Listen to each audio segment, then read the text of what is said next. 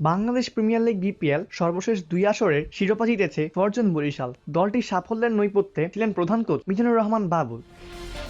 এবারে বিপিএল এ ফরচুন বরিশাল অংশ নিলে হয়তো ফ্র্যাঞ্চাইজিটির ডাগআউটে দেখা যেত তাকেই। এবারে বিপিএল দল নিতে আগ্রহ দেখায়নি ফরচুন বরিশাল। এই ফ্র্যাঞ্চাইজিটির জন্য আবেদন করেও আকাশবাড়ি হ্যাজেলউড দল পায়নি। ফলে বিপিএল এর নতুন ঠিকানা খুঁজতে হচ্ছে বাংলাদেশের ঘরোয়া ক্রিকেটের অন্যতম অভিজ্ঞ এই কোচকে।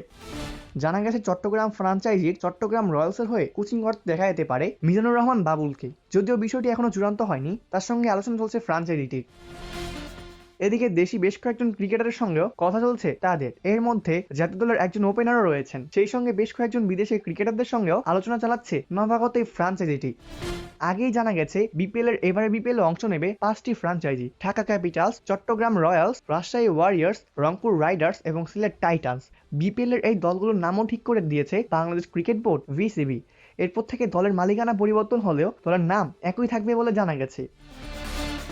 এদিকে বিপিএল এর প্লেয়ার্স ড্রাফট অনুষ্ঠিত হবে নভেম্বরের তৃতীয় সপ্তাহে। দলগুলোর ড্রাফটের আগেই নিজেদের গুছিয়ে নেওয়ার চেষ্টা করছে। সিলেট টাইটান্স এবার দলে ফিরিয়েছে মেহেদী হাসান মিরাজ ও নাসুম আহমদের মতো জাতীয় দলের 2 তারকা স্পিনারকে। পিছিয়ে নেই রাজশাহী ওয়ারিয়র্সও। তারা কথায় গিয়েছে তানজিদ হাসান তাইমের সঙ্গে। একই সঙ্গে ফ্র্যাঞ্চাইজির হয়ে বিপিএল মাতাতে পারেন পাকিস্তানের ওপেনার সাহিবজাদা ফারহান। আরেকজন লঙ্কান ক্রিকেটারদের সঙ্গে তাদের কথা বলছে, জানিয়েছে একটি বিশেষ সূত্র।